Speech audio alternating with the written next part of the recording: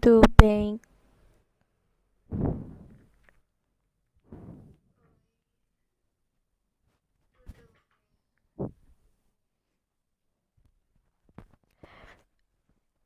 Oi, pessoal, tudo bem com vocês?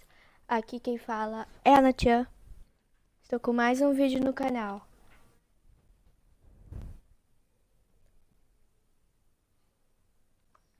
E hoje nós vamos jogar Red Remains of Edith Finch. E vamos começar.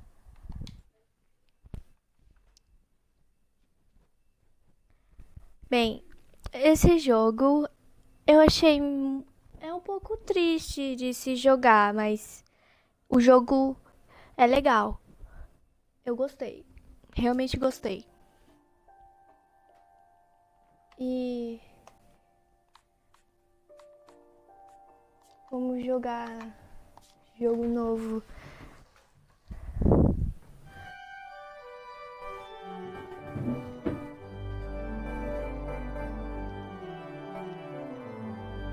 Música legal.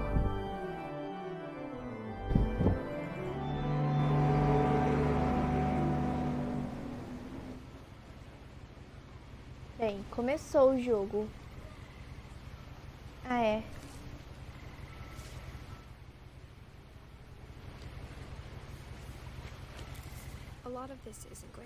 Boa parte disso vai. Nossa. Vamos começar do começo na casa.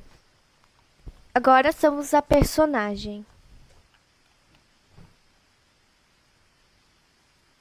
Vamos lá.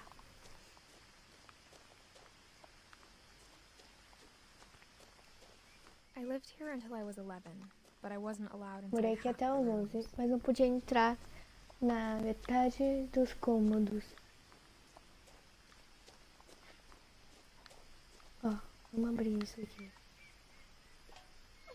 Inside the mailbox were bills from 7 years ago, marked urgent, open immediately.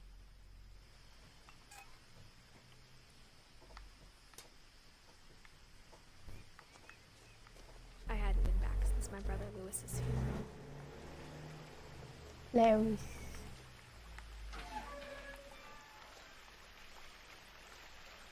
Olha que bonito. In her will, Muito my mother legal. left me a key, but didn't tell me what it unlocked. Minha mãe deixou a chave pra mim, mas não disse pra quê. Maybe she Para thought quê? I'd know. Talvez She ela thought achou the que eu mystery would be saberia. enough to bring me back. Talvez ela pensou que o mistério seria suficiente para me trazer de volta.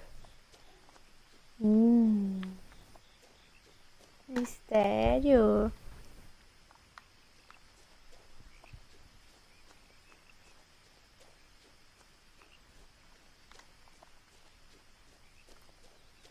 No one had driven this way in a long time, but I saw a few hoof prints. Eu não consegui ler.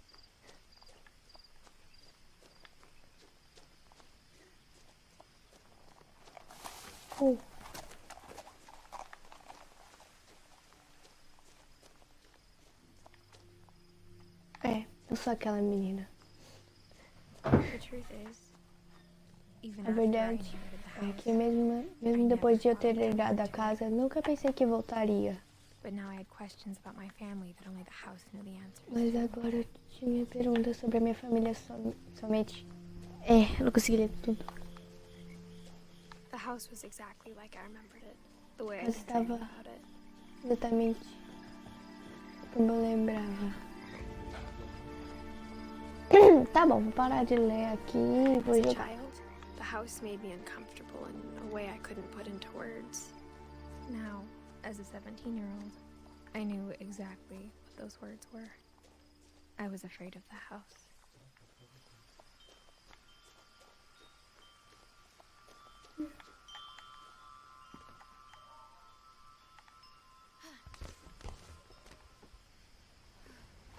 Crawling through the doggy door used to be a lot easier when I was 11.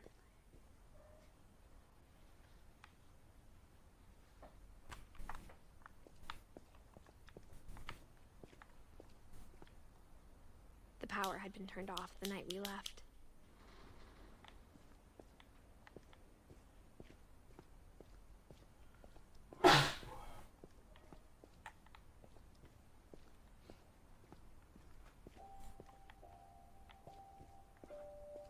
For the first time in years, I felt like I was home.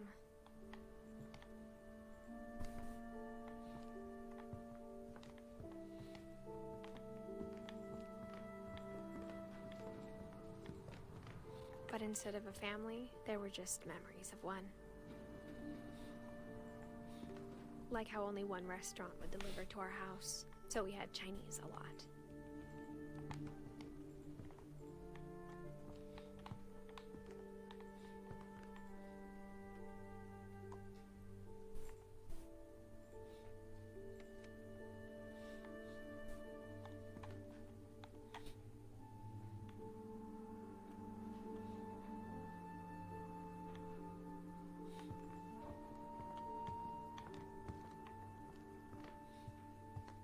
The table was still a wreck from the night we left. It was like a bomb had gone off, killing everyone but sparing the furniture.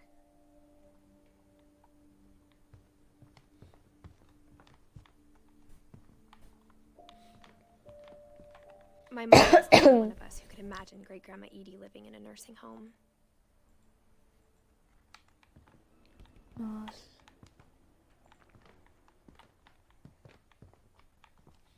Nothing in the house looked abnormal. There was just too much of it, like a smile with too many teeth.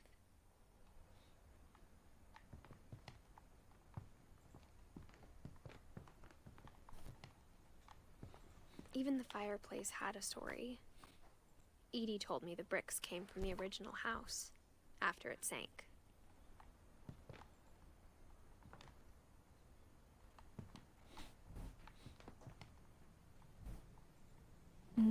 Não tem mais nada pra fazer aqui, então vambora. Mom always told me to stay out of the basement, so I wasn't too surprised when the key didn't fit.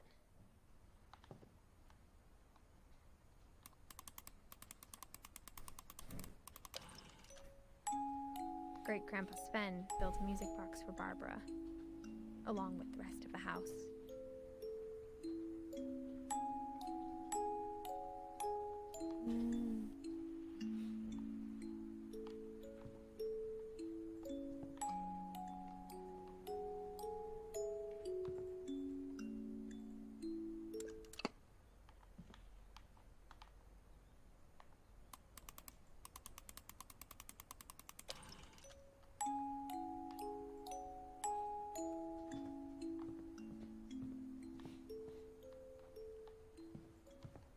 A lot of things got left behind in the whirlwind of that last night.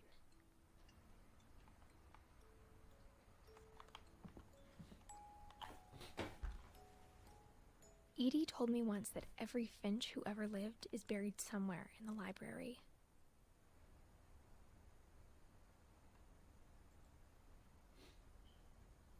Oh.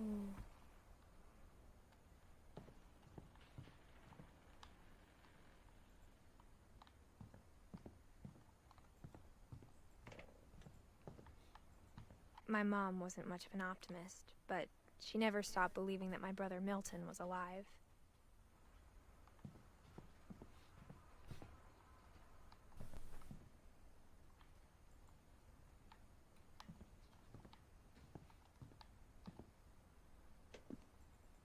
After Milton disappeared, Mom sealed up all the bedrooms.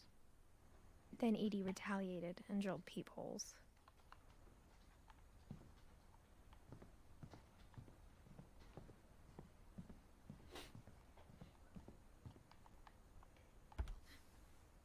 My Grandpa Sam spent 7 years sharing a room with his dead brother, Calvin.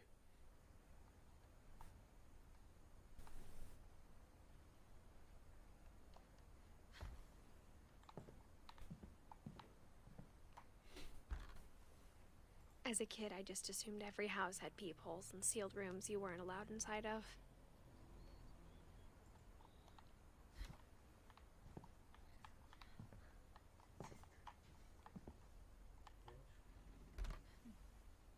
The last time I was in Edith Sr.'s room, I was 10 and she was painting my portrait.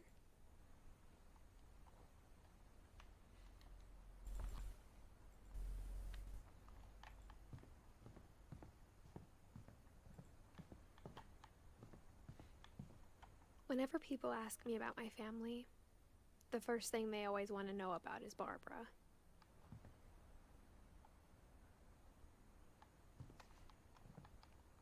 Edie's father, Odin, built the original house.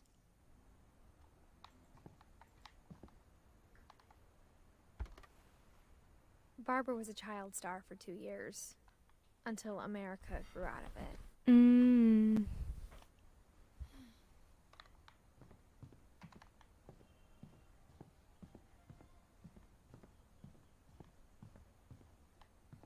I spent a lot of time playing in Great Uncle Walter's room. I think my mom sometimes regretted not sealing it up.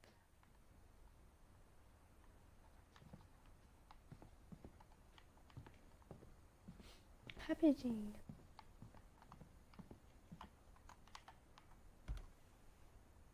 Molly always seemed like a girl I could imagine being friends with, if she hadn't died in 1947.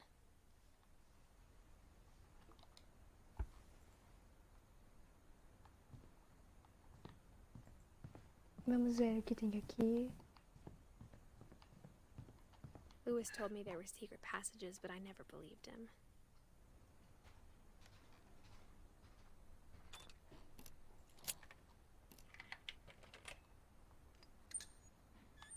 Turns out, my mom was really good at keeping secrets.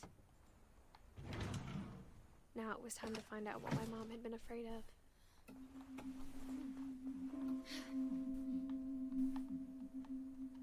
Reading this, maybe it sounds like I had a plan, but I had no idea what was behind that door.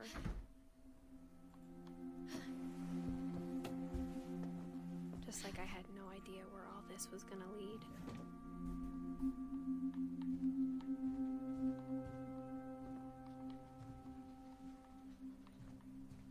I grew up looking at Molly's room through the peephole. Molly's gerbil had a tiny bedroom with its own even tinier gerbil cage.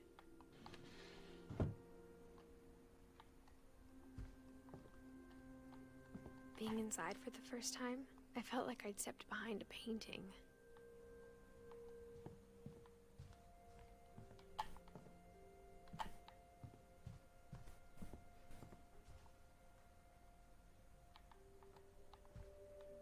I got the sense Edie had spent a lot of time here, before my mom sealed the doors.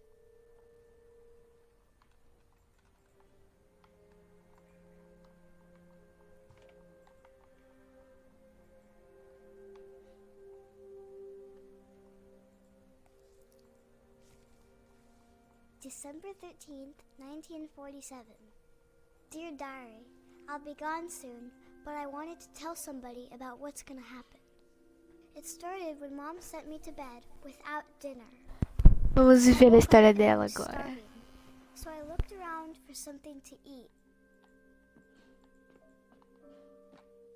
Eu realmente sou ela. Nossa. The gerbil food was dry, but I didn't mind it.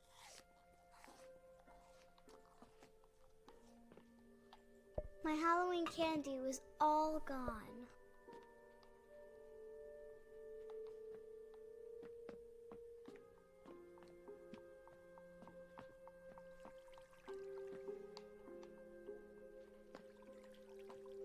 I thought about eating Christopher, but I held back.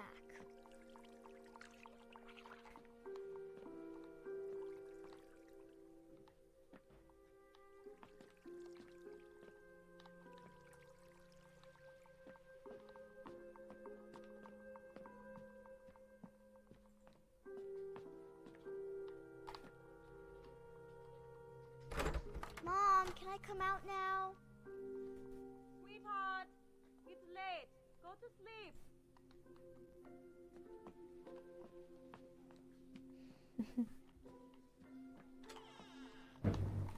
Bem, é pra comer tudo. I kept eating and eating.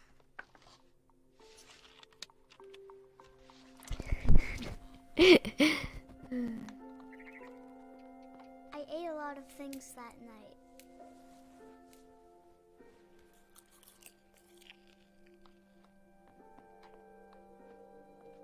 Then I heard chirping outside my window. It was a barn swallow going back to her nest. I reached out for her.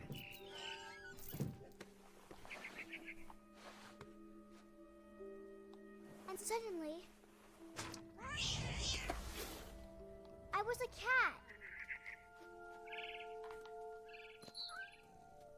I tried to be quiet, but the bird was really scared.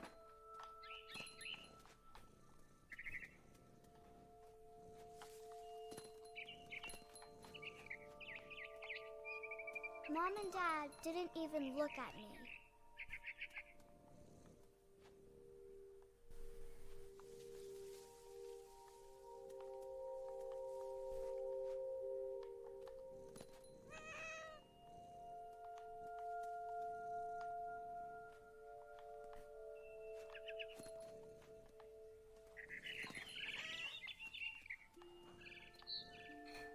I jumped and I almost got her.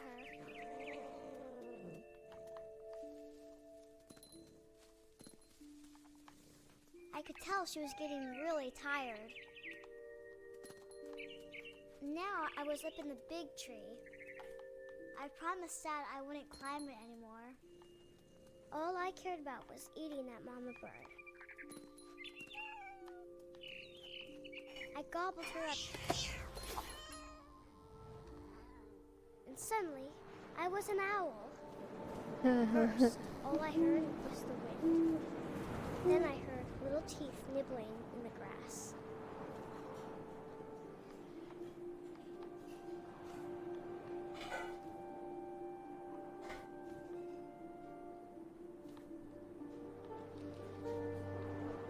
Rabbits.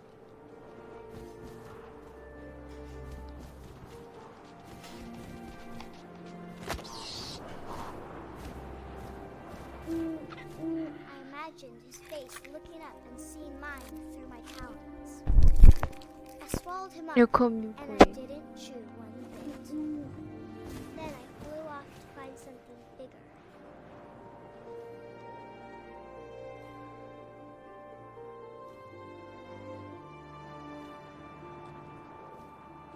A mama rabbit.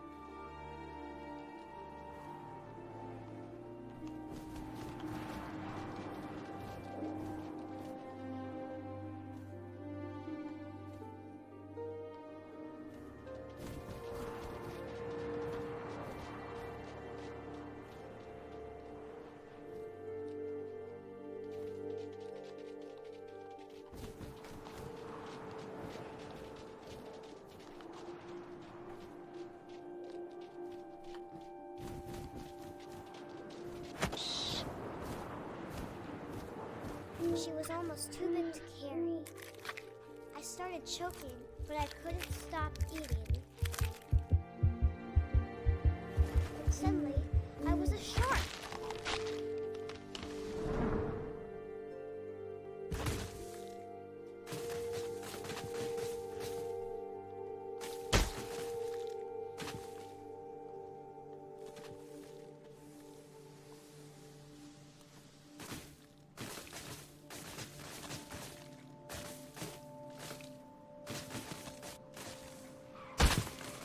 I rolled off the cliff and into the ocean. Now, I was hungrier than ever.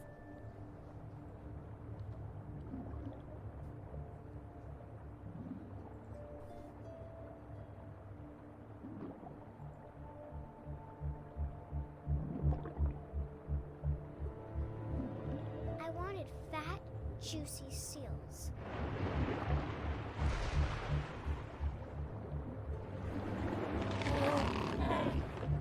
I tore off her flipper and it tasted really good.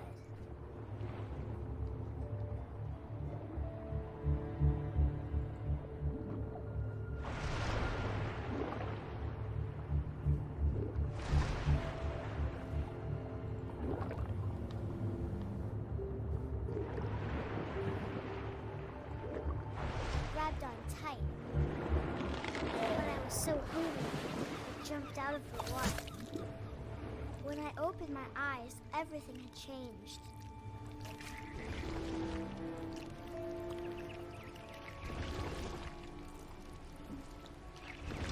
Now I was a monster, and I smelled people everywhere.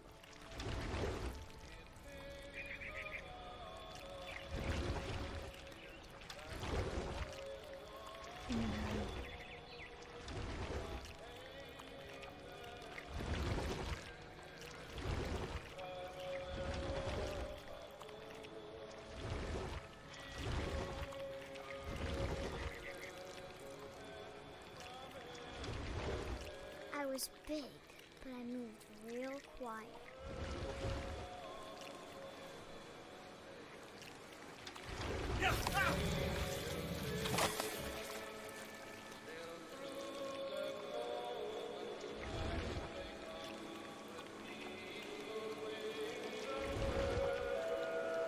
I wanted to stop, but also I didn't.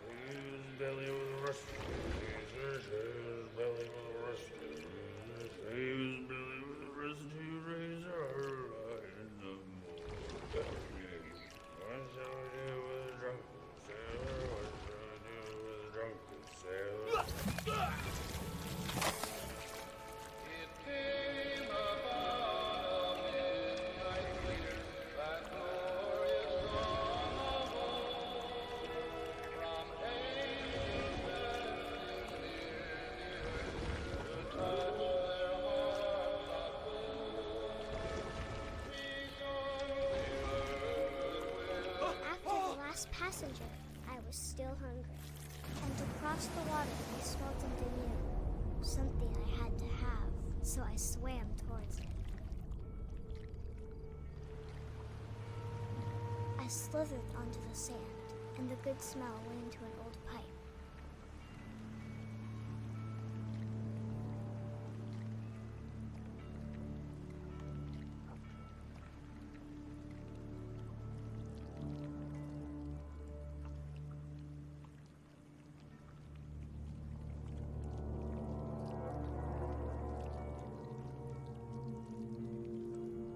I got closer and closer.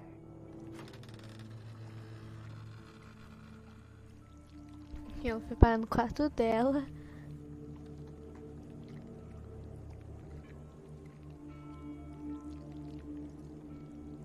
All of my stomach started growling. And suddenly, I was me again. I held my breath for a long time, but I couldn't hear anything. I think it's waiting for me to fall asleep. But it's not going to wait much longer. It needs to be, and we both know I will be delicious.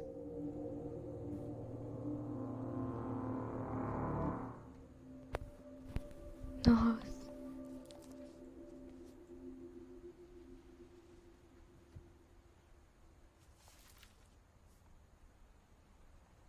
I'm not sure if I believed all of that, but I'm sure Edie would have.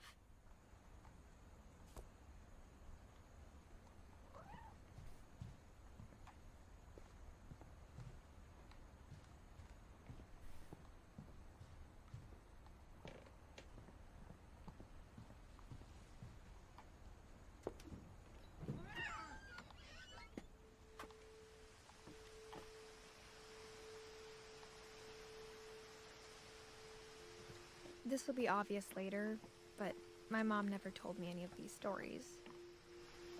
Edie would have, but Mom didn't like bringing up the past. Though, when we adopted a stray kitten, she was the one who named it Molly.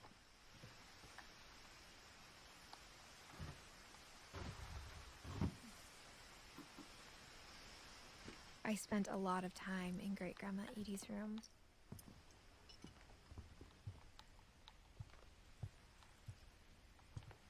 Edie knit me a new pair of gloves every year, just in time to replace the old ones. Louis died a week before we left, but Edie had already started to memorialize him.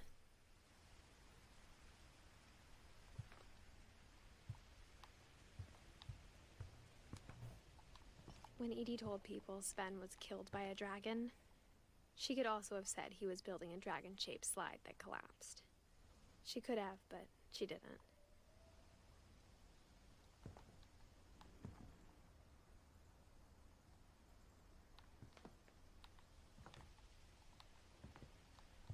Even in her 90s, sometimes Edie seemed a lot younger than my mother. Her room was like a museum.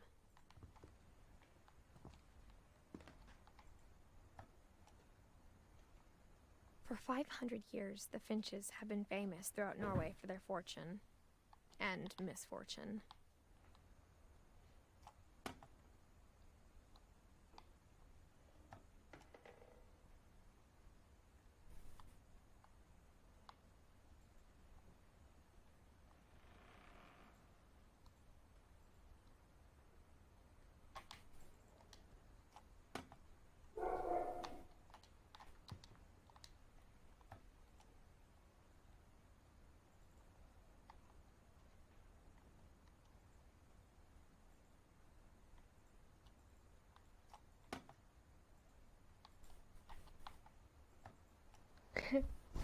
Tô conseguindo.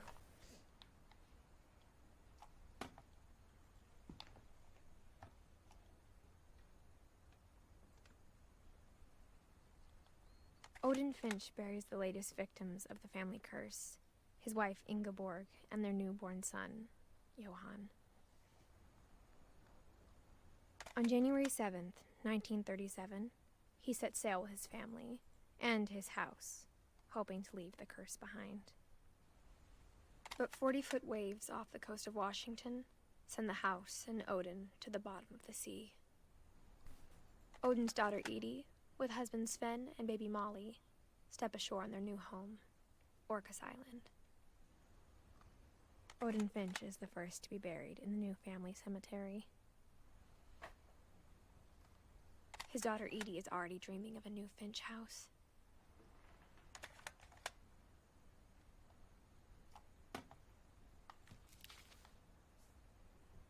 Whatever's wrong with this family, it goes back a long ways.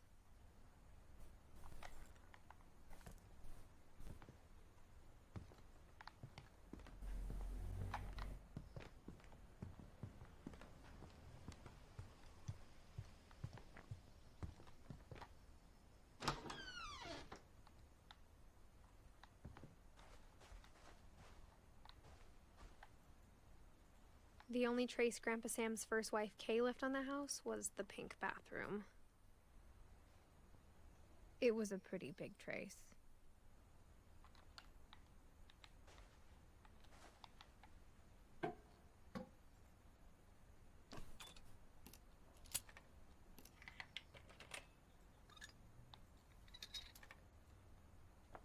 There's a secret in this bathroom. It's in the last place you would look. It isn't in the cupboard. It's hidden in this book.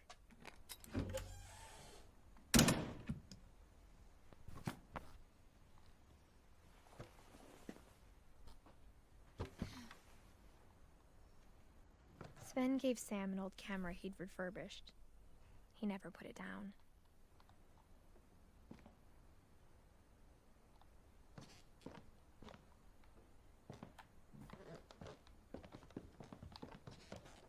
From the paintings on the wall, it was clear my brother Milton had been here before me.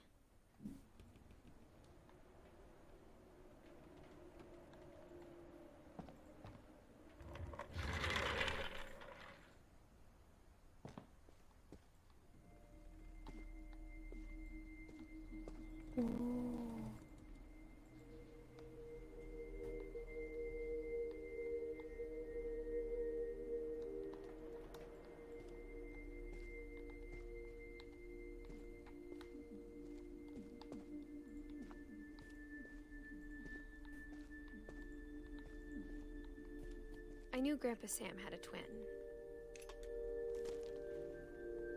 and that he never talked about him.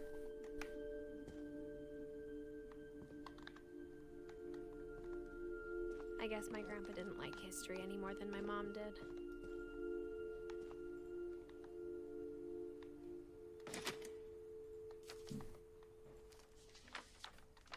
How I Want to Remember My Brother by Sam Finch. The thing I remember is that when he made up his mind, that was it. My brother said he'd die before he ate another mushroom, and he did. At Barbara's funeral, we swore we'd never be afraid again, and he wasn't. I think Calvin always wanted to fly.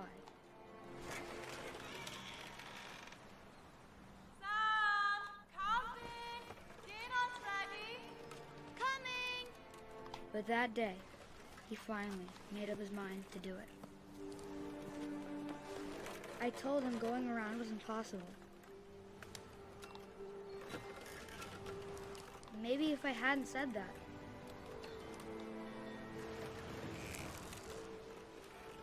I'm not gonna tell you again. Maybe if the wind hadn't picked up. Then maybe he'd still be here. But I doubt it. I think he'd already made up his mind. That's what I want to remember about my brother.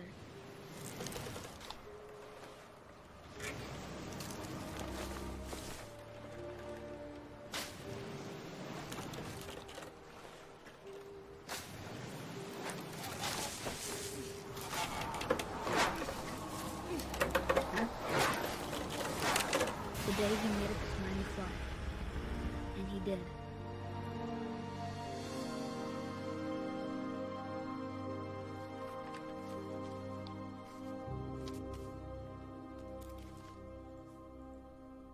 Calvin's story felt strangely familiar. When I was younger, I remember trying to do the exact same thing.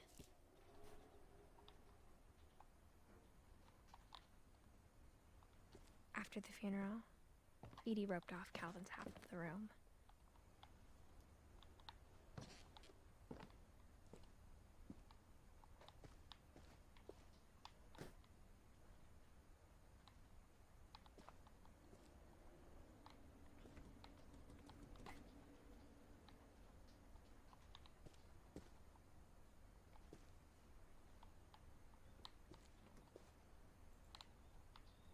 Mom said Grandpa Sam enlisted at 18 and never set foot in the room again.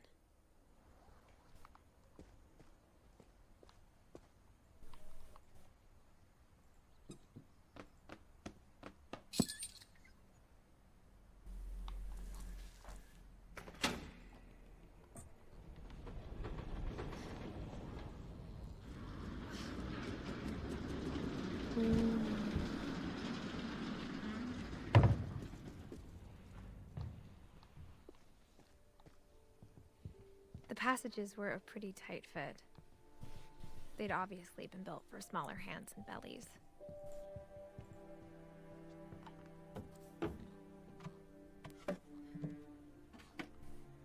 Growing up, I always thought of Barbara as a child star.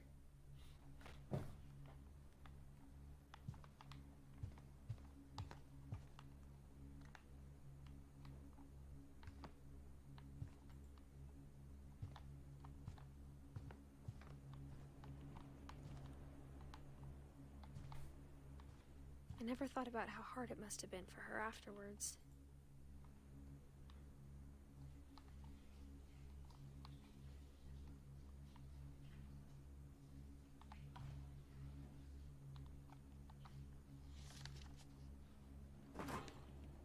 Of all the stories people wrote about Barbara's death, I'm surprised Edie saved this one.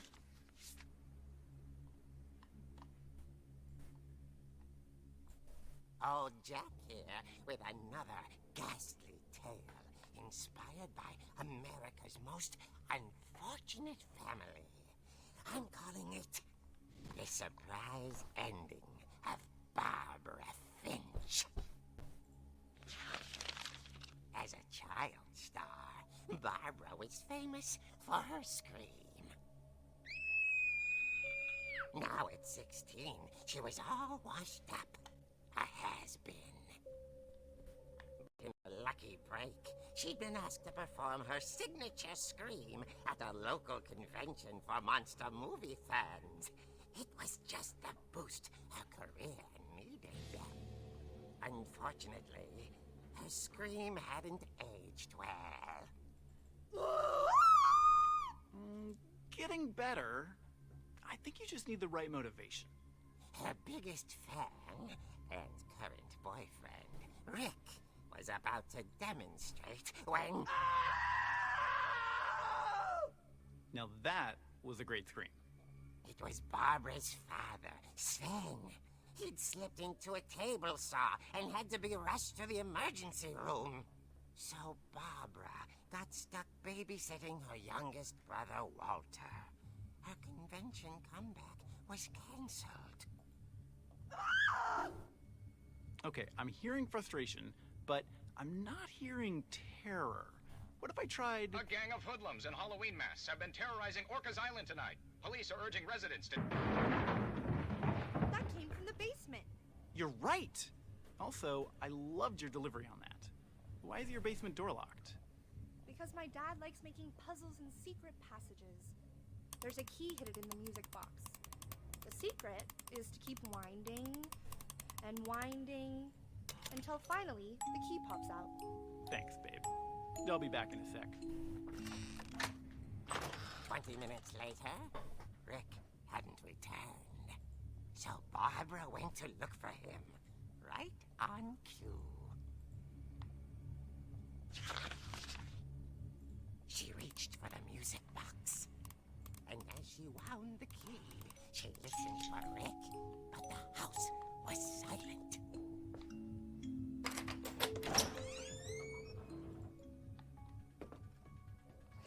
Eu tô jogando. She found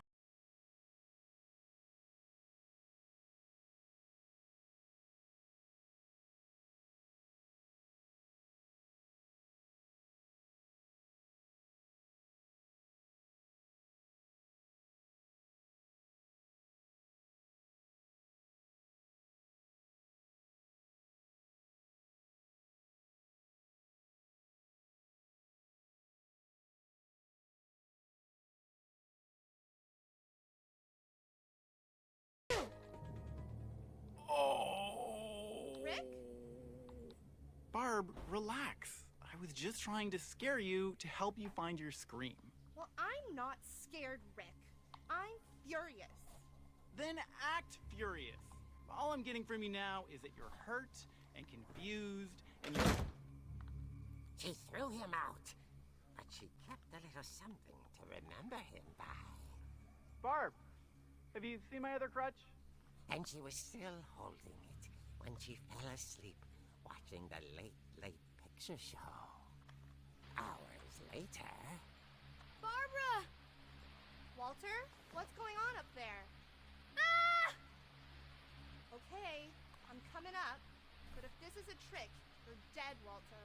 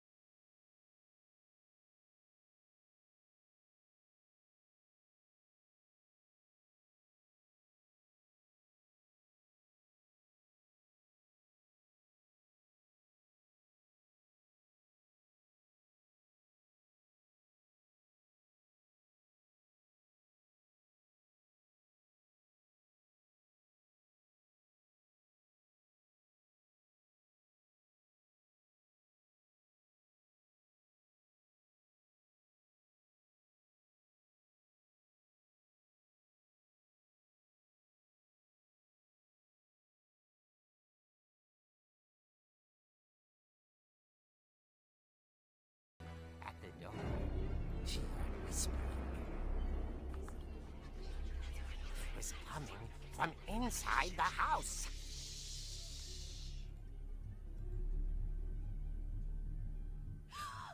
Oh dear.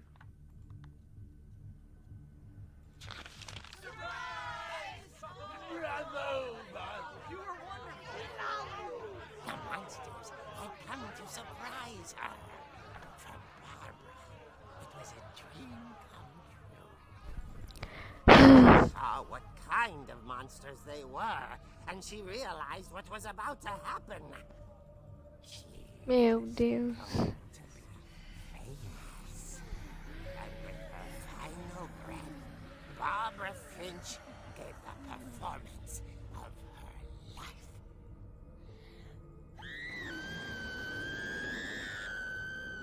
I wasn't there myself, but I hear Barbara was magnificent.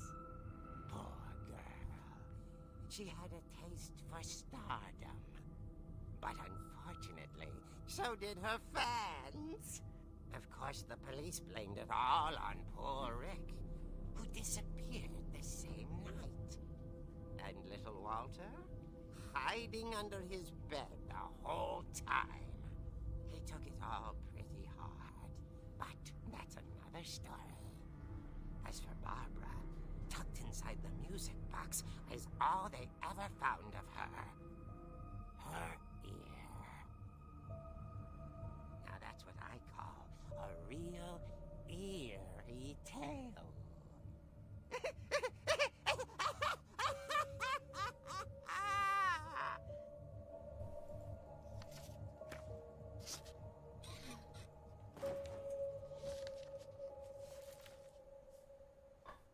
Edie told me all Barbara wanted was to be remembered, as absurd as that comic was. Maybe what Edie saw was a happy ending.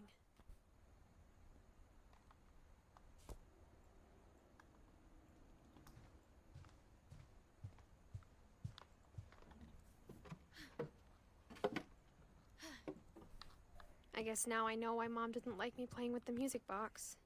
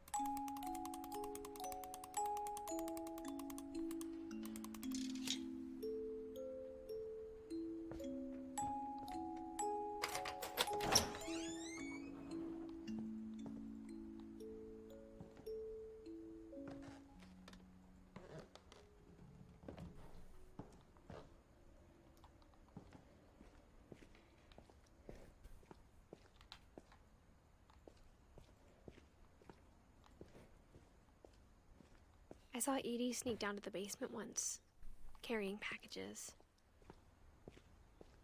I thought maybe she was hiding presents. It turned out she was hiding a lot more than that.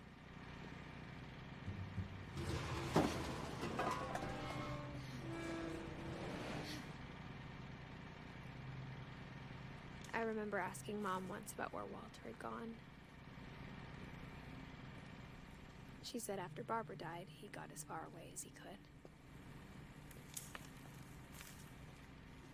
If there's a pattern in all these stories,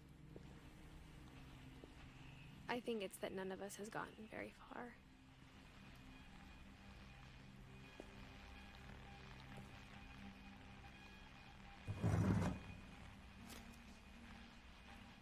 Goodbye, everyone. I can't believe I've been down here for 30 years. On that first day, after the shaking started, I didn't think I'd survive a week.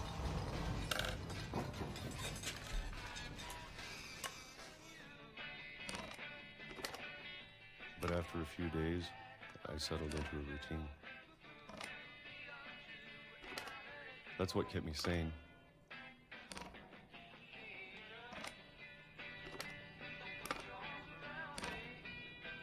Having a schedule, living for today. I always expected to be dead tomorrow. But if you wait long enough, you get used to it. É.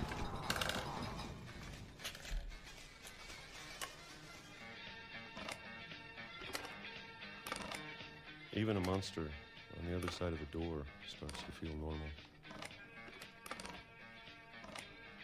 Almost friendly.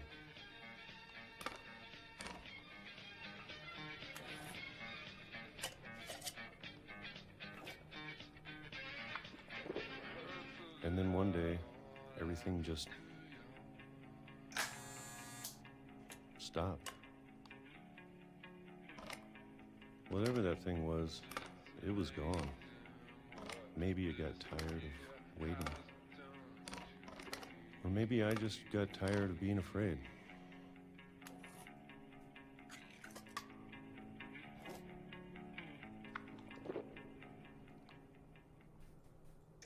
It's been a week now, the longest in 30 years.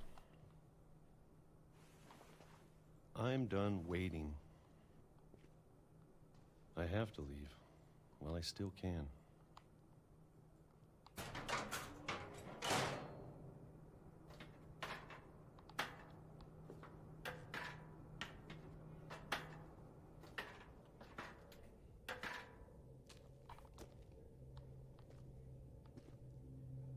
I know it's out there somewhere.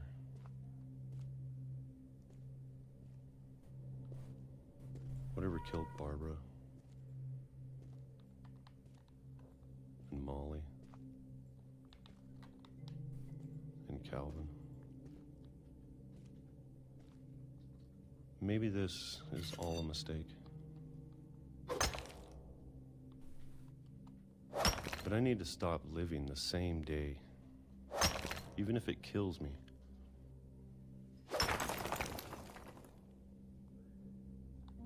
Whatever's out there, I want you to know I'm ready for it.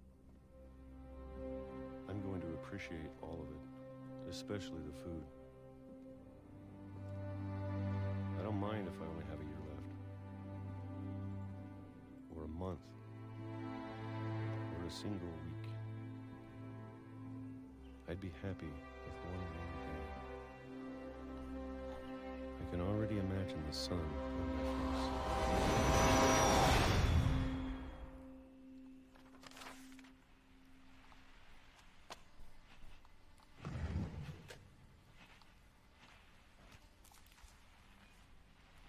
Walter died when I was 6.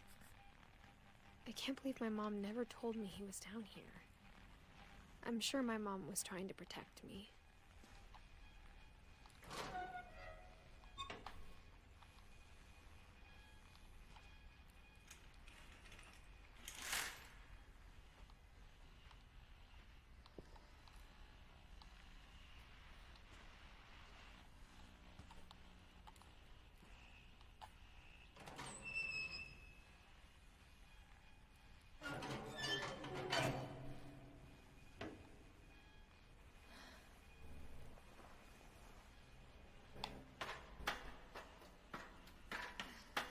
Maybe she was afraid I'd end up like Walter. But if she never told me about an uncle under the house, I can only imagine what else she was hiding. I don't want to make the same mistakes she made. Trying to bury something that's still alive.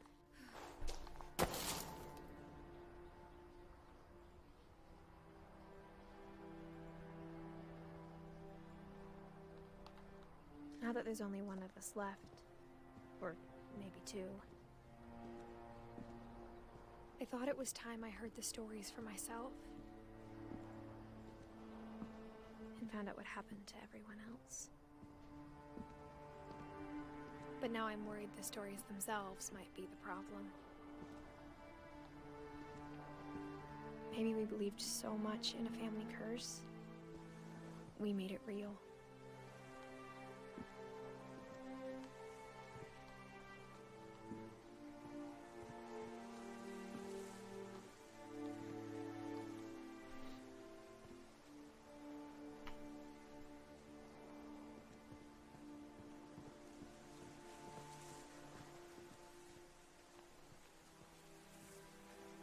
I don't know if I should even be writing this.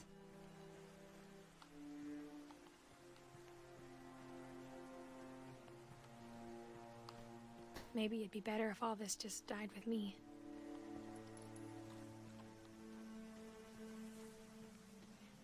But I thought you should know about your family.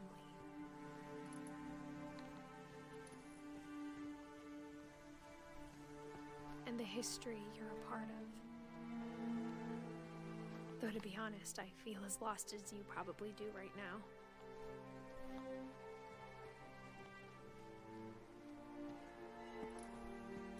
I think the people in these stories believed them, for what that's worth.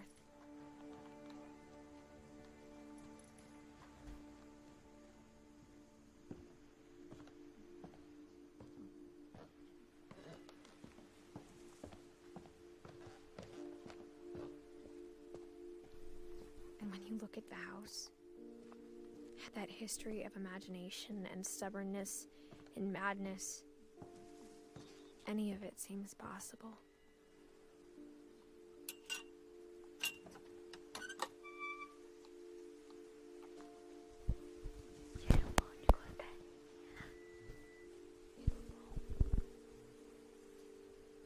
Vamos continuar jogando.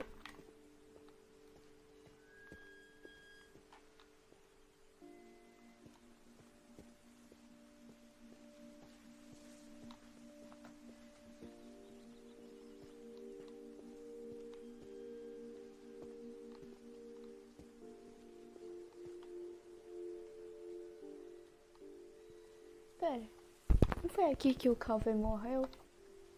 Nesse balanço.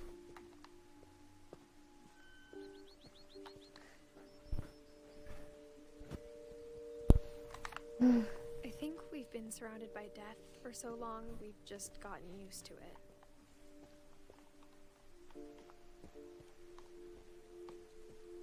What kind of family finishes building a cemetery before starting a house?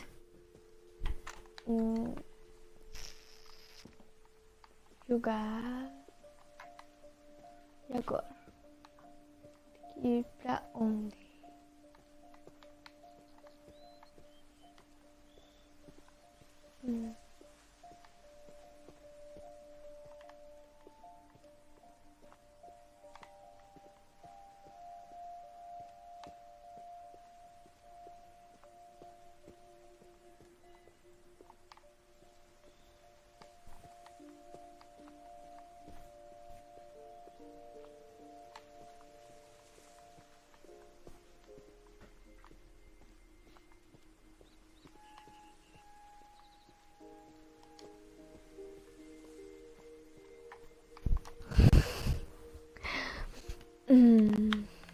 O que é pra fazer agora?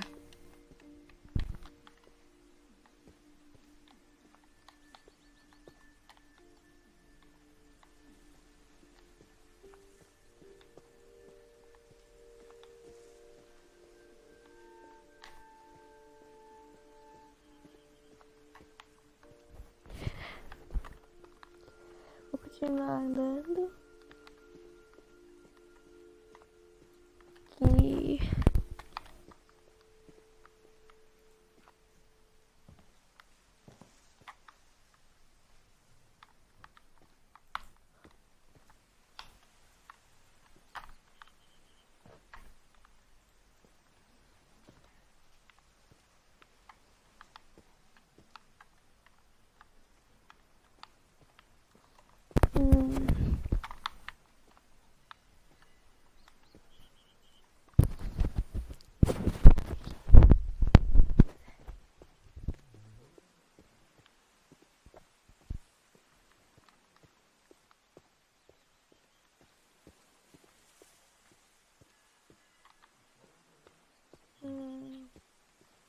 Gente, eu esqueci o que é pra fazer.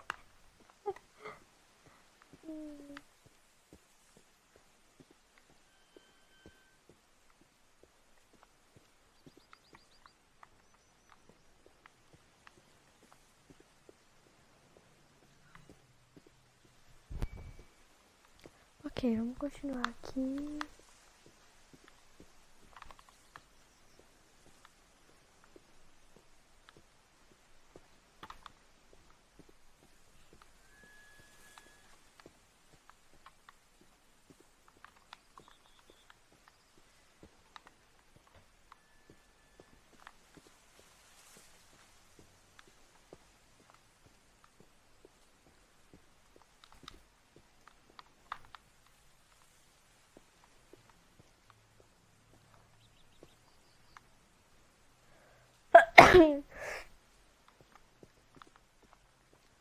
Eu realmente não sei o que eu vou fazer aqui.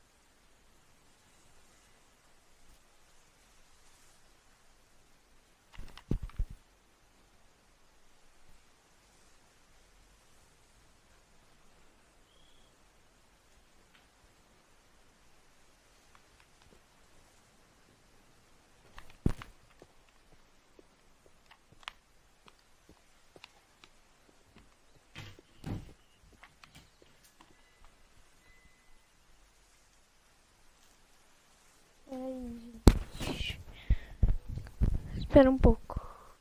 Vou fazer uma coisa. Mas eu ainda vou continuar jogando.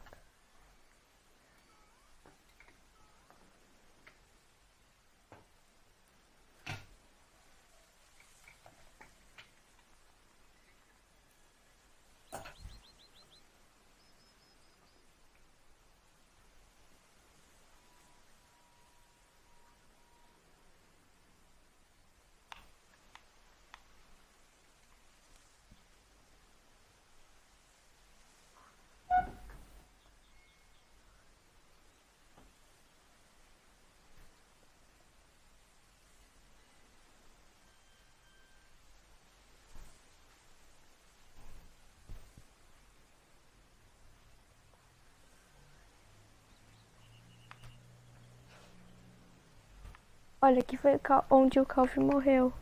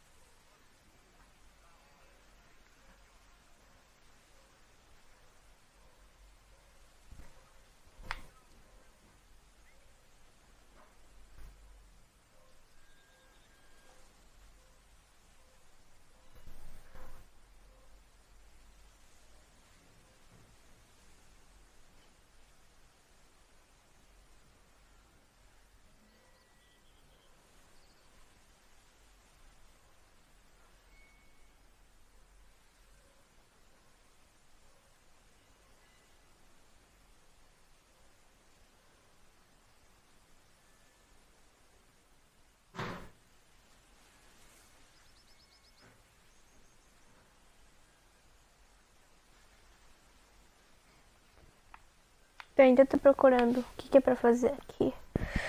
Difícil.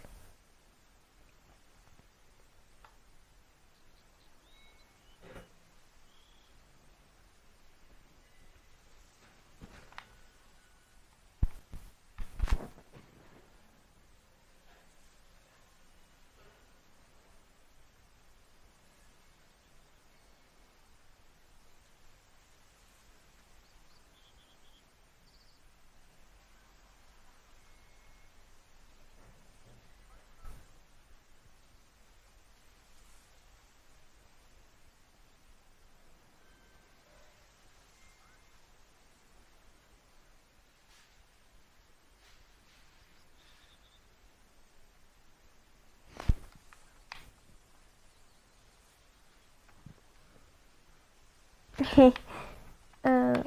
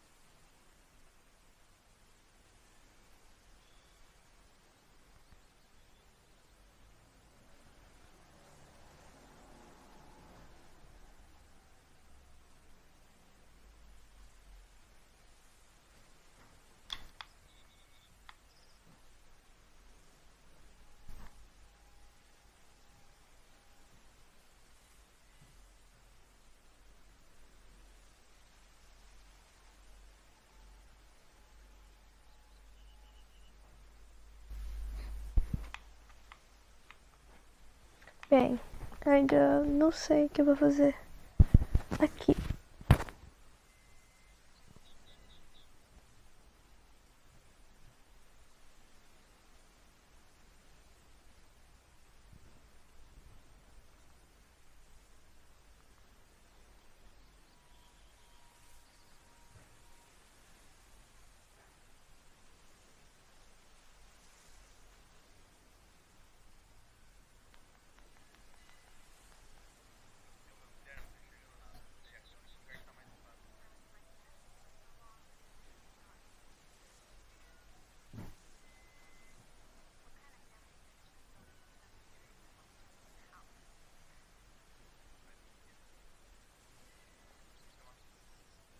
Ah, tá.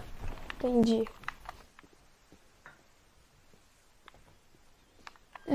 Vamos aqui agora.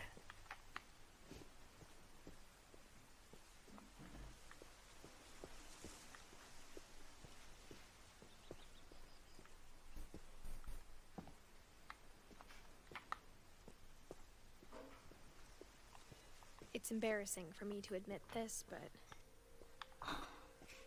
the pet cemetery made me more uncomfortable than the human one. 3 of the gerbils were mine, and 2 had been my fault.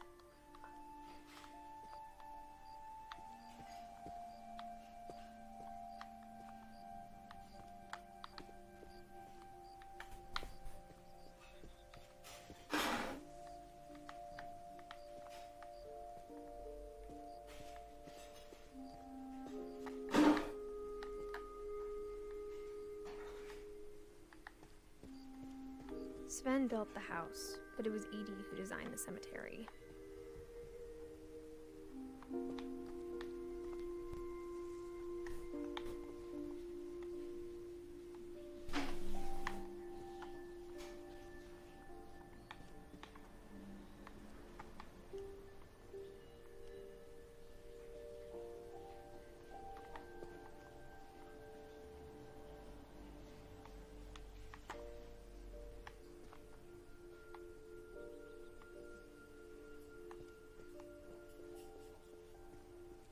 I'm sure Odin's monument had this idea.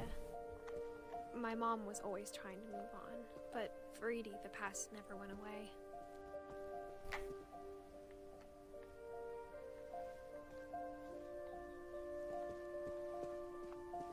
She could see it poking out of the water at low tide.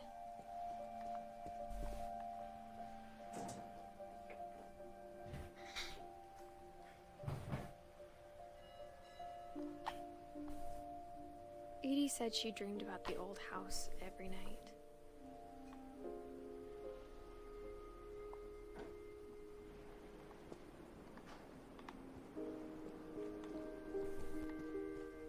Acho que eu achei o que eu era pra fazer. Edie's side was always easier for me to understand.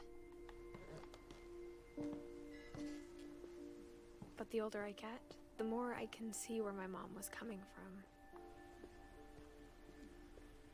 Her dad had been pretty strict, but it wasn't enough to save her brothers. She was just trying to do better.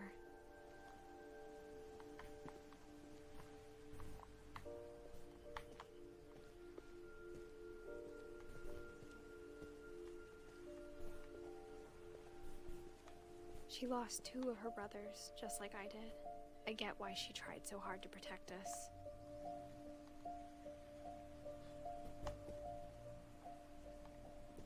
We never found Milton's body, so my mom insisted we were putting up a monument, not a tombstone.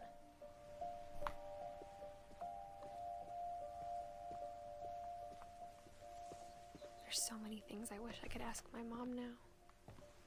Part of me thinks this is what she wanted all along. For me to come back someday and find everything out for myself.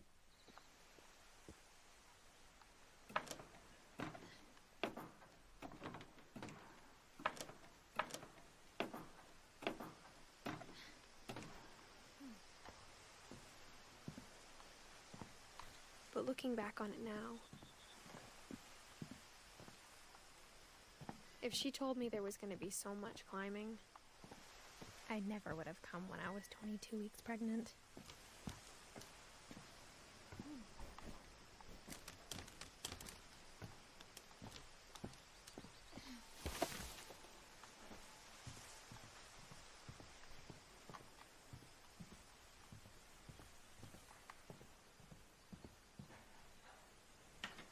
I never met Grandpa Sam, but I think he and my mom had a lot in common.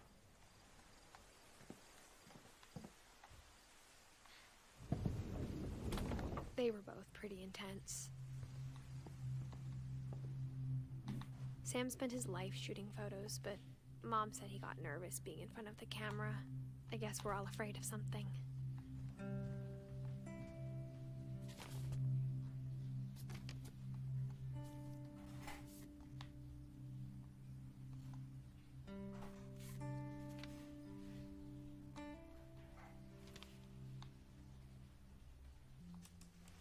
Dawn, I promise, you'll never forget this weekend. Yes, sir. These memories are gonna last a lifetime. Am I gonna... Perfect. It's gonna Sige. rain the whole weekend, isn't it?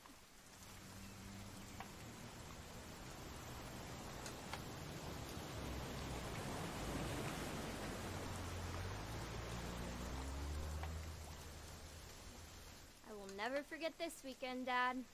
That's the spirit. Please just take the damn picture. Hey, language. Smile, Dawn. Did you want to get a picture of me or what?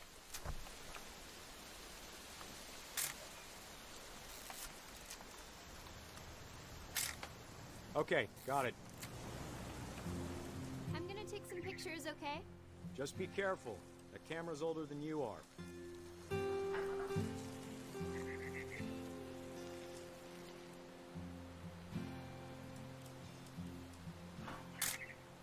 You're right, Dad. It's starting to clear up. Still freezing, though.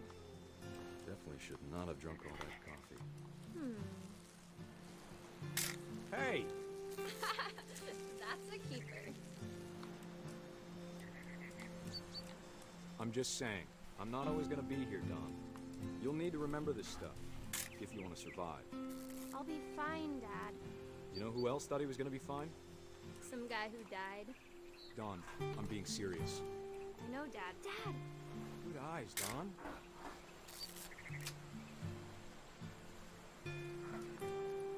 Before you take the shot, let me get a picture of him.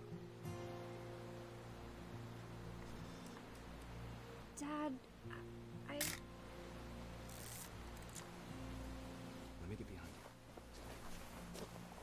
you. Do I have to do this? Dawn, you don't have to do anything. But if you want to survive, you'll need to be strong. Great shot, Dawn!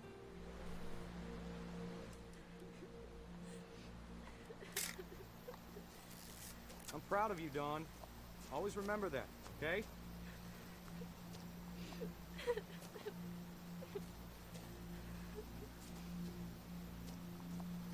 Dad, it's twitching. I think That's it's totally so... normal, Dawn. Just focus on the camera. Try not to think about... Dad!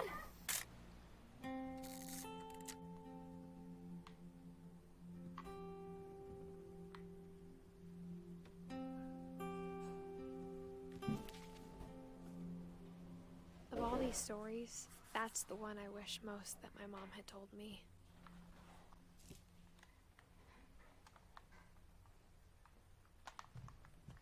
Instead of hiding from death, Sam seemed to go out of his way to meet it.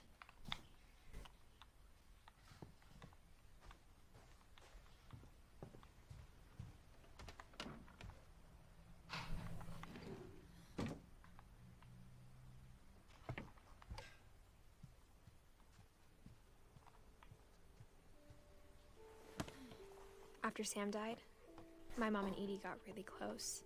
They'd both lost a lot.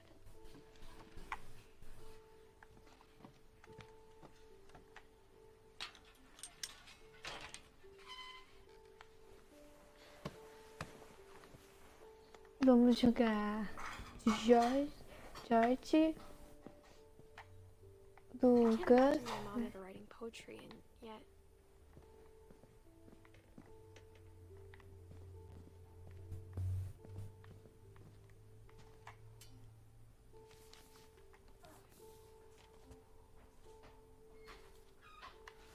Dear Kay, do you remember the way Gregory used to laugh when he thought he was alone?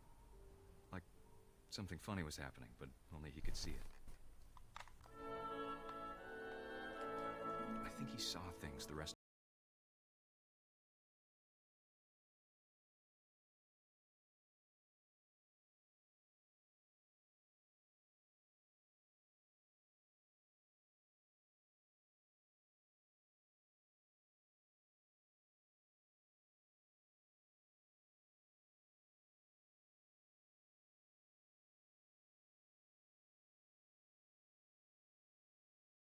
Hand over, Gregory. It's time to... Hold on, sweetie. Hello? Sam, I told you I don't want to talk right now.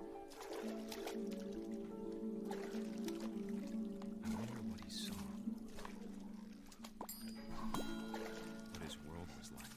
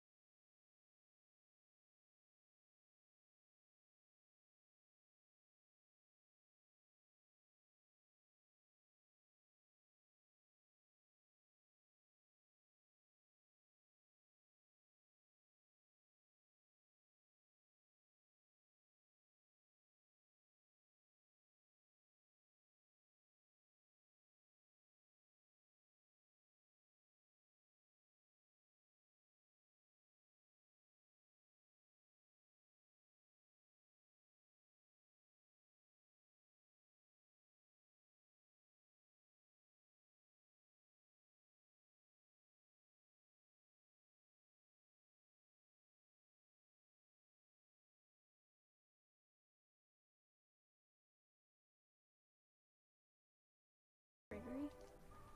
I know you did everything you could. Maybe if I hadn't called that night. Damn it. Hold on, I don't want Gregory to hear this. I wish you could have told me.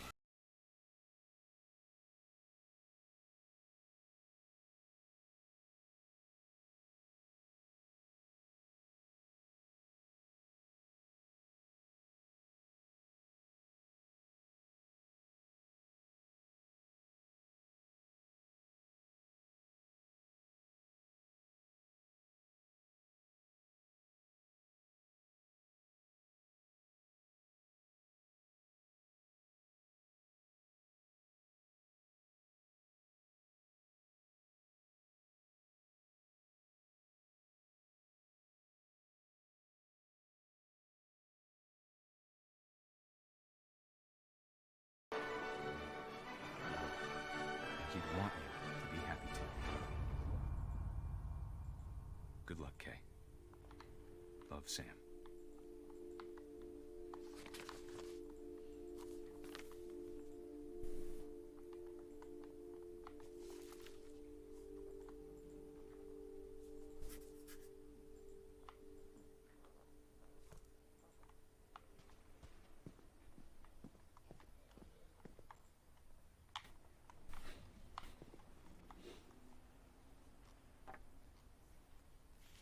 poem for Gus, who always said the wedding was a bad idea.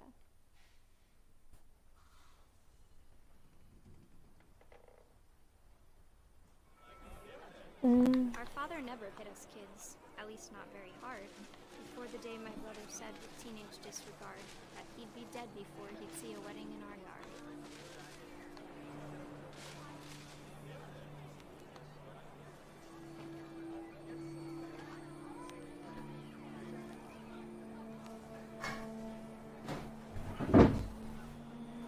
My father made him come, of course, but Gus stood far apart, just flew his kite and bottled up the storm inside his heart. Lá vamos nós com essa pipa.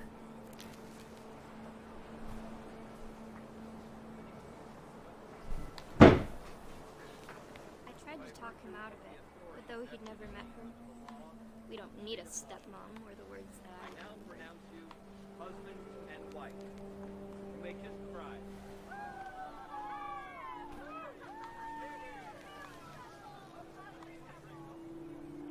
When the time for photos came, Dad ordered him to come here. But Gus declined, and as a sign held up his middle finger.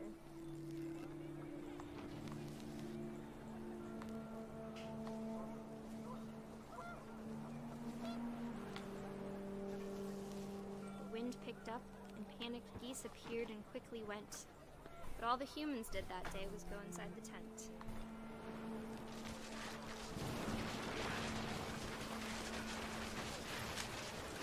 The rain came down in buckets then, but no one seemed afraid that nature might destroy the tent our dad had crudely made.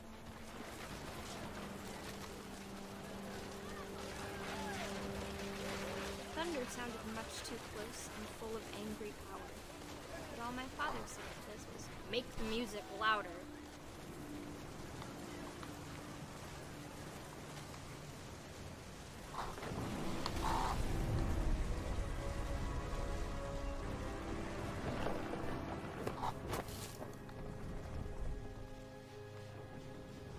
I wish that I could truly say I thought about you on that day. Out there on the beach alone, just you, the wind, the sea, and foam. But I didn't. Morreu.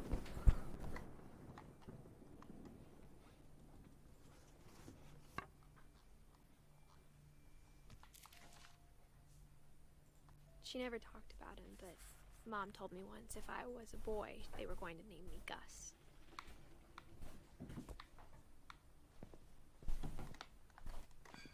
Chamar de Gus. Vou fazer isso.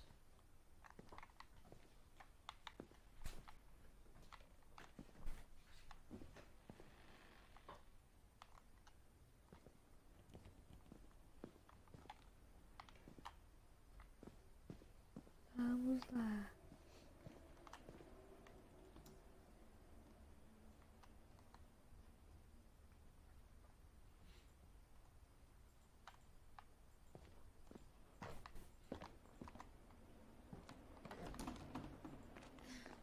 My mom moved up to the loft after her brothers died.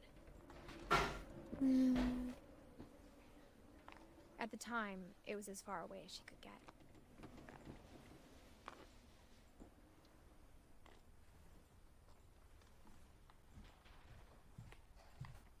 She spent a summer building houses in Calcutta, where she met my dad, Sanjay.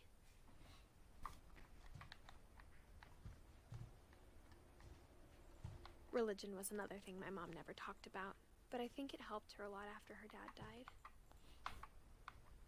Olha lá. A pipa. My mom moved to India a week after graduation and got a job teaching English. Louis was born a year later.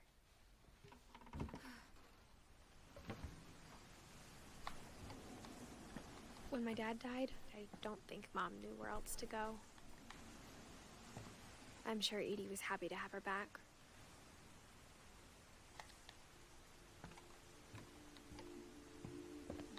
The house had to get a little bigger, but Edie was used to that.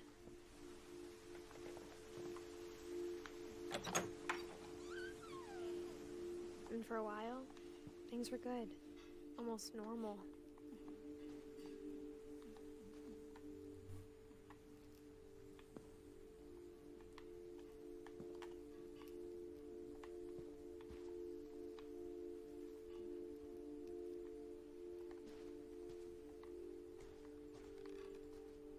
it didn't last.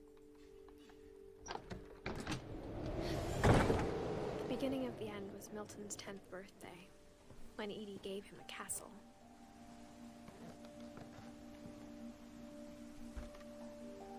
After Milton disappeared, the only thing he left behind was a room full of paintings.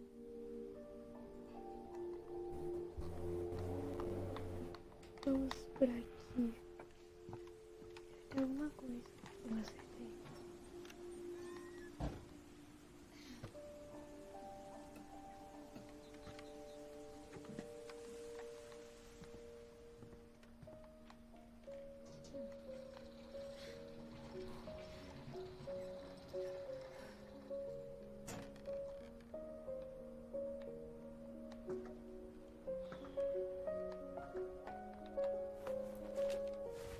Milton Finch in The Magic Paintbrush.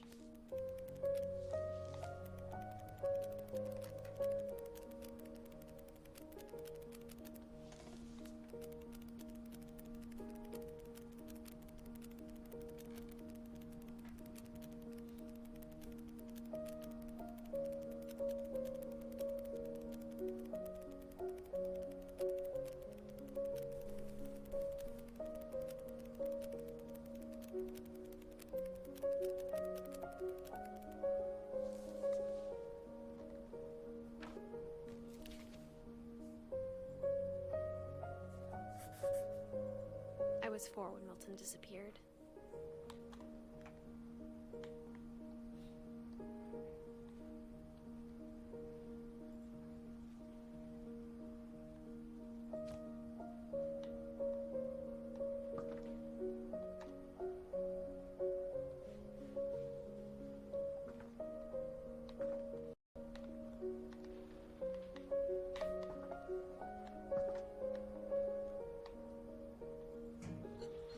Mom spent months searching for my brother.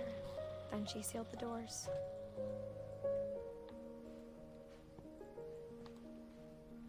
Whatever Milton had found in the house, Mom didn't want it getting out.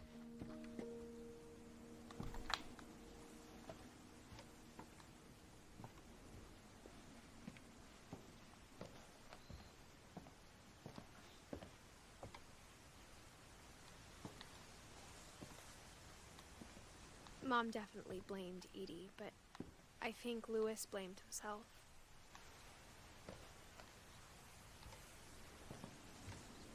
After he graduated, he just spent more and more time in his room, until Mom got him a job at the cannery. Everyone always told me to stay out of Louis's room, except Louis.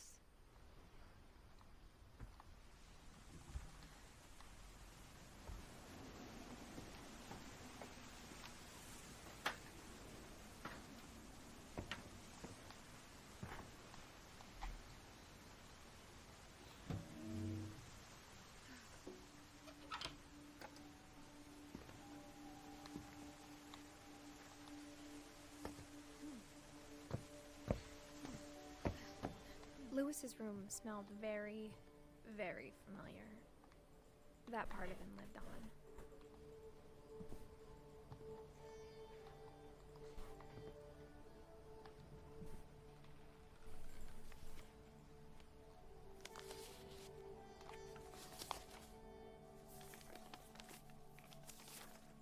Dear Mrs. Finch, as Louis's psychiatrist, I can understand your desire for an explanation. As I see it, the trouble began in January, shortly after we convinced your son to seek treatment for substance abuse. Newly sober, I believe Louis first noticed the monotony of his daily life.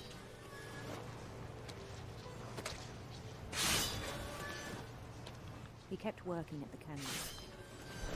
Gente, essa é a história do Lewis agora. But he withdrew part of himself. In our sessions, I saw the same behavior. His mind began to wander. I asked him to describe it. He said he started small, imagining a labyrinth. He'd feel his way about. Then something moved. Bats. and toads.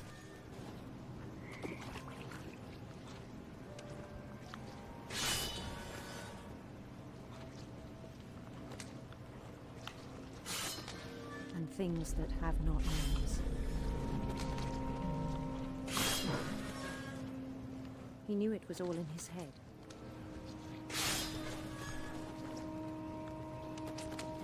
But he took it very seriously.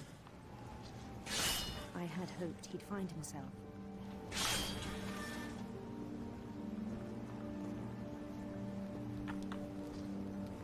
But he found something more. I worried about him then. Daydreaming at the cannery.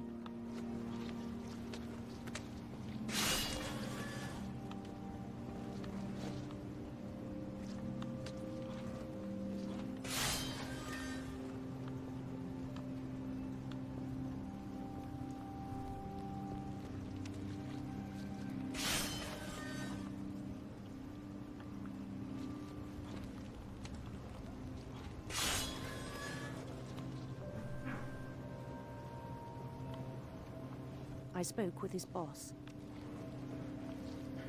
but he said Lewis had become a model employee. Methodical, tireless, focused.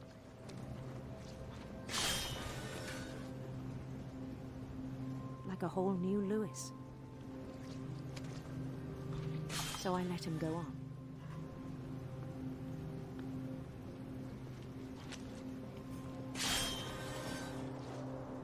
I even encouraged him.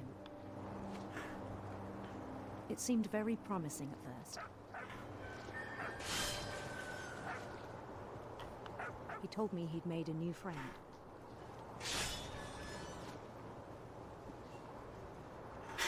On the edge of a city he named Lewis Utopia. He built the city up slowly, brick by brick. Then he made musicians.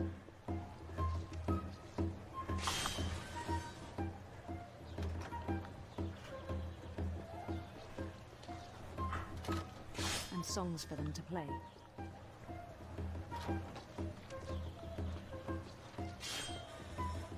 He talked about starting a band.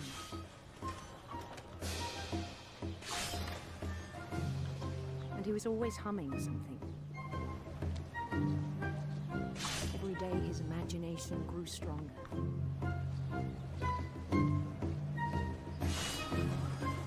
He no longer spoke at the cannery. His chopping was as reliable as ever. Then one day it struck him that all the cheering crowds, even the stones under his feet, were all in his imagination.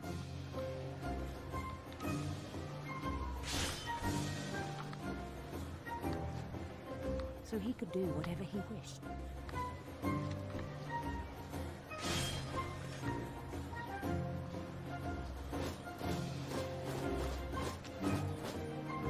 He held an election for mayor.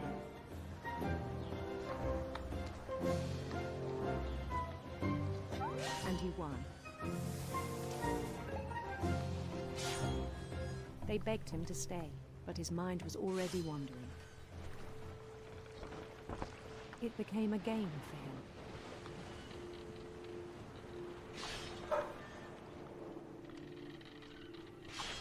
He'd conquer a city, then immediately push on. New Louisville.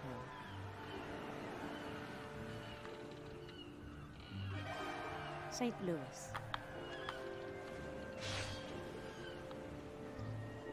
He started drifting away from our reality.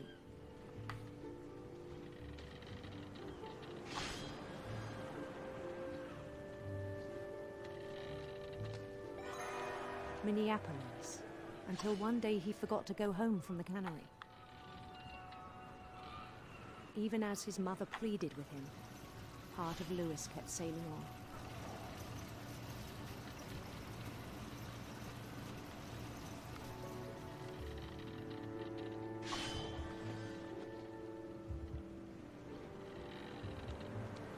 In Lewisburg, He heard rumors of a handsome queen.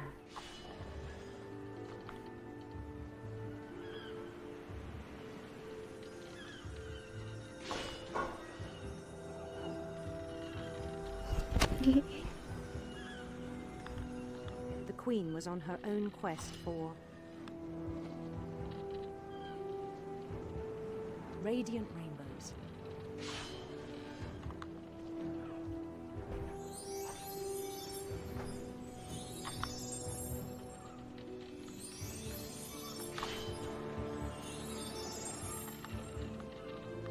He followed the sound of her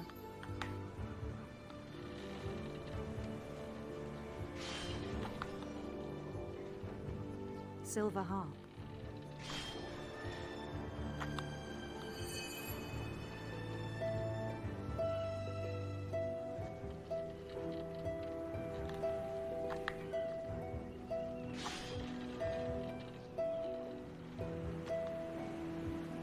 His chase led him to a golden palace east of the sun and west of the moon. Even then, his logic remained sound.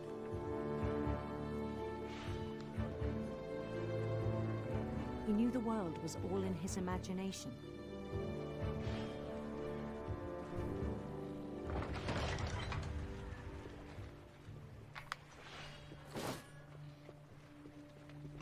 But he was so proud of having created it.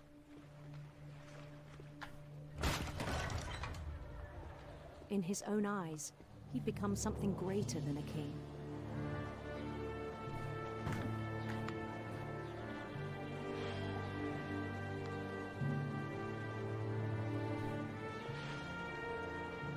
For someone who'd never known success in the real world, I think it was overwhelming.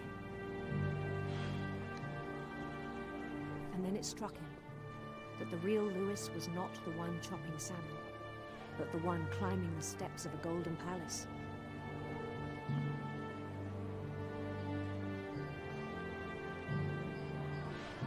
My imagination is as real as my body, he told me. It was hard to argue with him.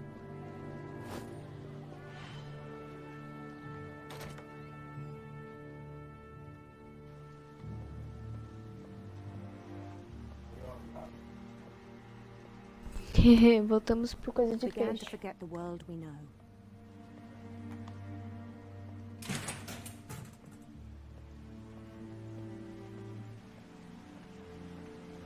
I think it pained him to remember Lewis, the cannery worker.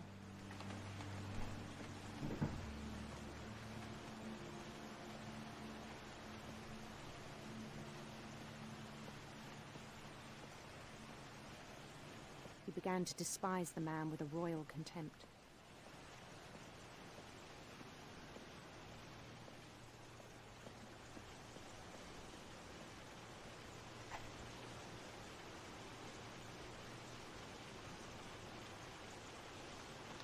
I still thought I could save him.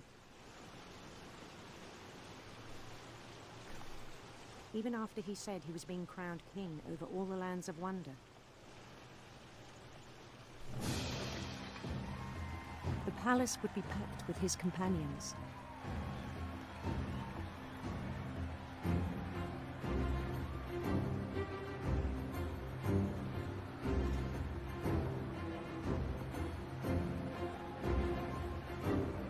Including the wise Calico who'd insisted on advising him.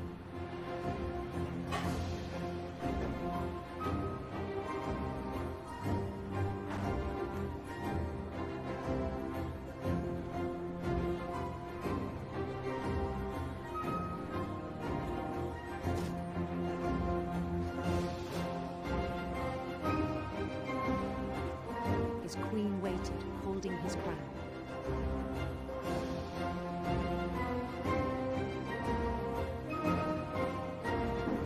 There was only one thing left to do.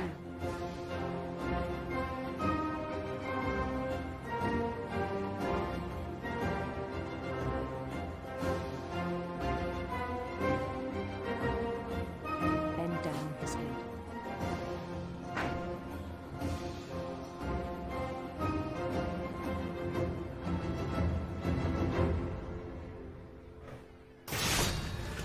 rest, I think you know. Mrs. Finch, your son was a kind man who will be missed by all of us who knew him.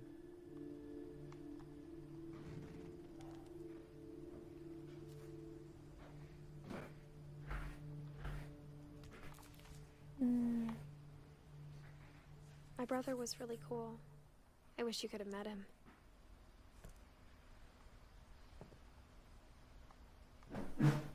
Lewis and I spent a lot of time playing games together, but he was surprisingly bad at them. He died a lot.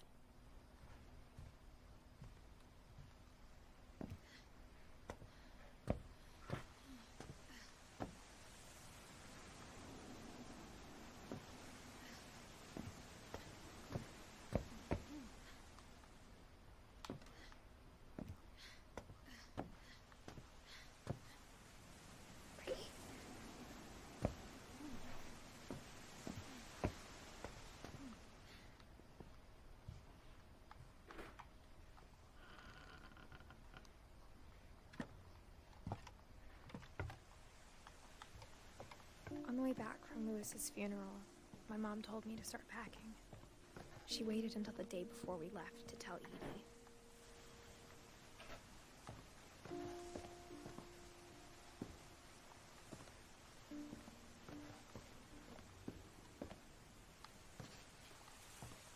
I'm not sure if she wanted to make it easier or harder.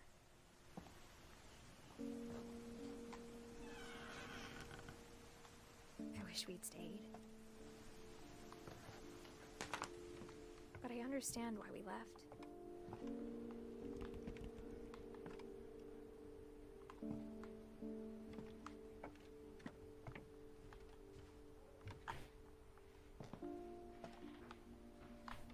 My mom ended up leaving everything behind.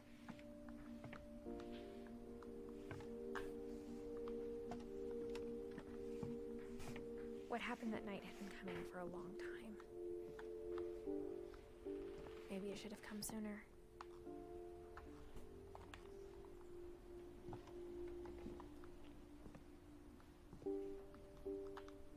But it had to end one way or another. All that's left now is to tell you about that last night.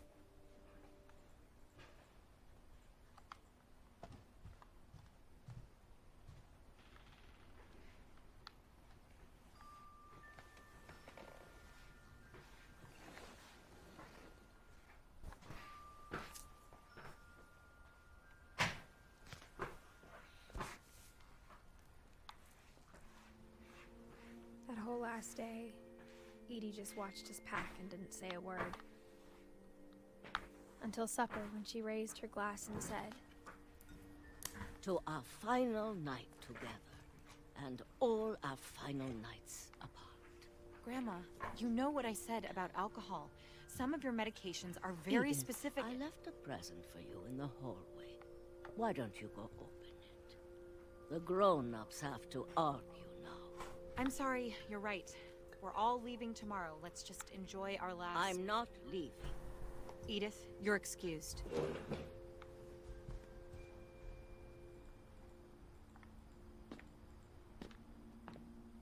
The power had been shut off that morning, but Edie always had plenty of candles. When my mom sealed the library, I don't think she knew about the other entrance.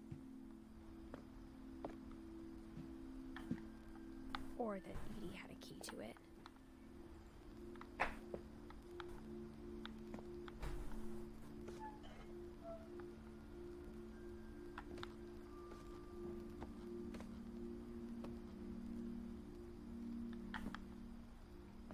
That thing you're afraid of isn't going to end when you leave the house.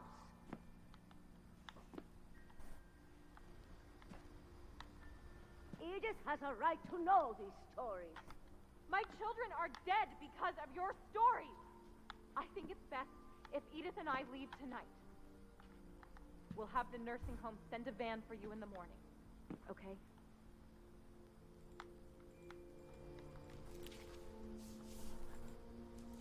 Dear Edith, there's so many stories I wish I could tell you, but there's only time for one. This is about what happened on the night you were born. That night, the tide went way, way out. It was the first and last time I ever saw the old house aground. There'd been an earthquake out in the middle of the ocean. They called it the lowest tide in 1,000 years. God, it smelled awful. You know, I've seen that house every day of my life.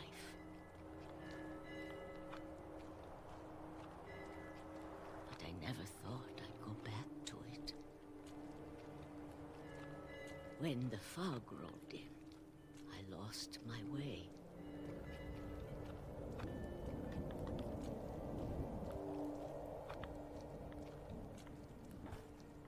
I got turned around.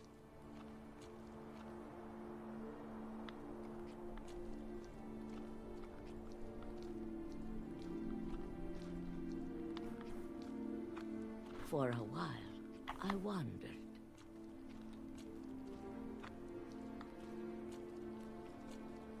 I started seeing things.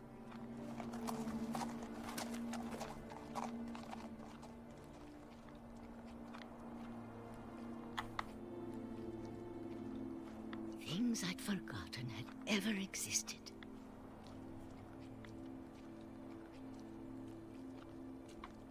But when I saw them, they felt like old friends. That night, a lot of things came back to me.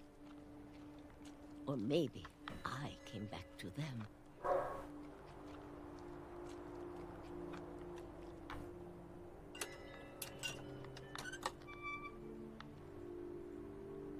Things I can't explain, but that I need you to try and... Edith, what are you doing in here? It's mine. Edith! Mom, you're gonna rip it. Let go. I kicked and screamed, but Mom dragged me to the car. I never saw Great-Grandma Edie again.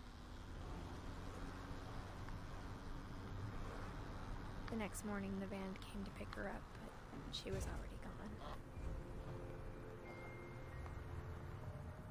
After that, we moved around a lot.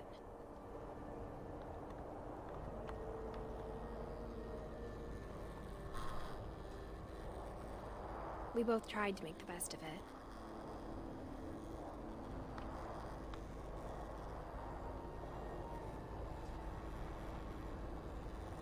A few years went by.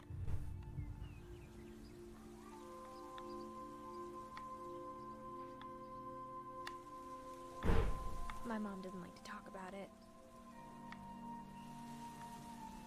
But she started getting sick a lot. The rest happened pretty quickly. She got better for a while, and then she didn't.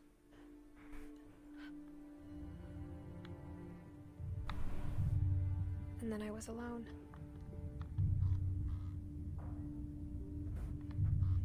The last Finch left alive.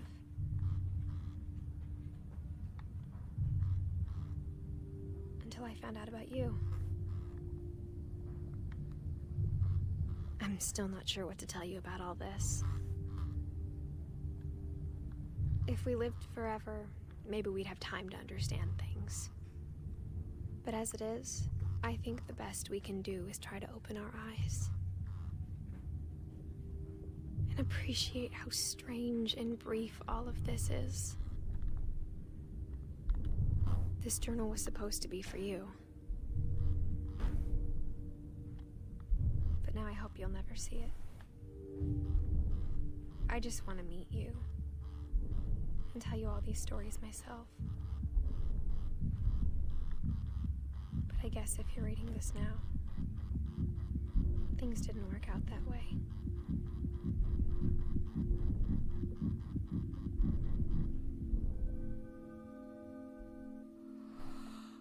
This is where your story begins. I'm sorry I won't be there to see it. It's a lot to ask, but I don't want you to be sad that I'm gone. I want you to be amazed that any of us ever had a chance to be here at all. Good luck.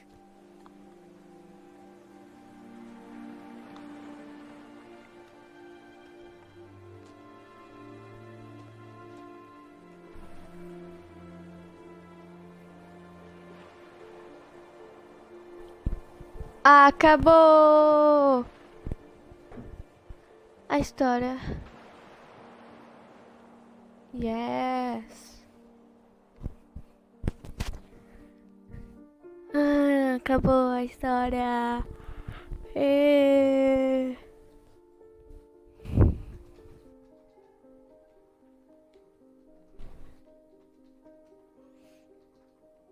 Uhul, acabou, gente. Acabou a história. Vocês viram que foi super legal a história.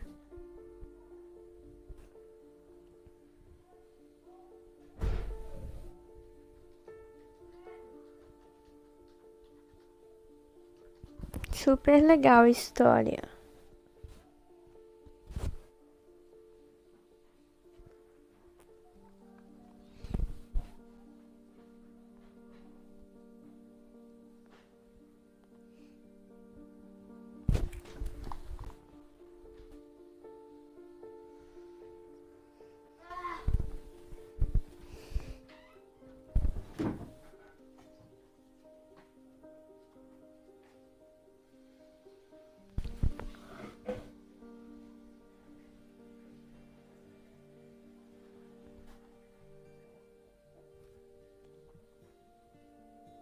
Bem triste a história. Quis dizer.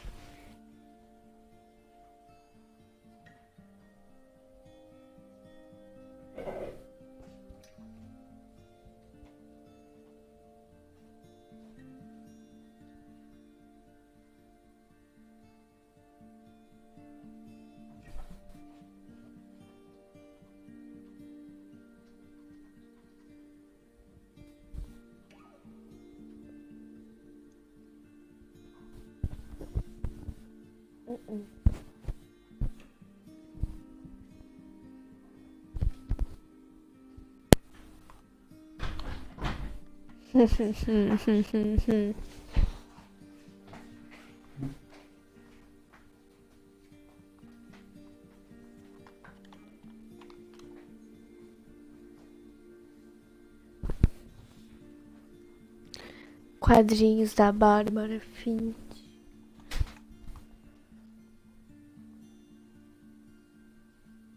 Oh, as coisas.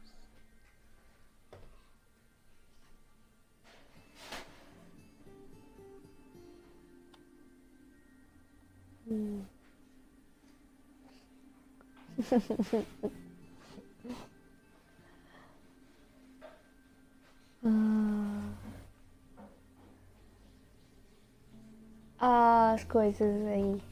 Essas coisas apareceram lá.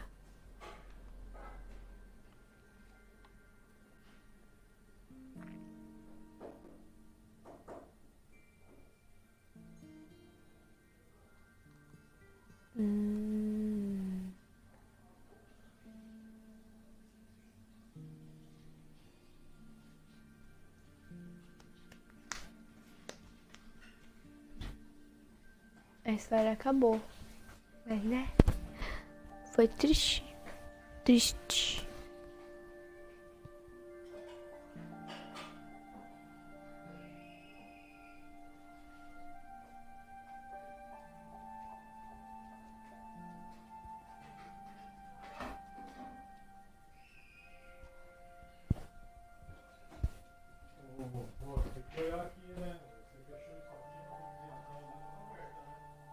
Edith Finch, Tenho, 2012, 2017. The End. Yes. The End. Espero que vocês tenham gostado do vídeo. Obrigado por assistirem. Falou!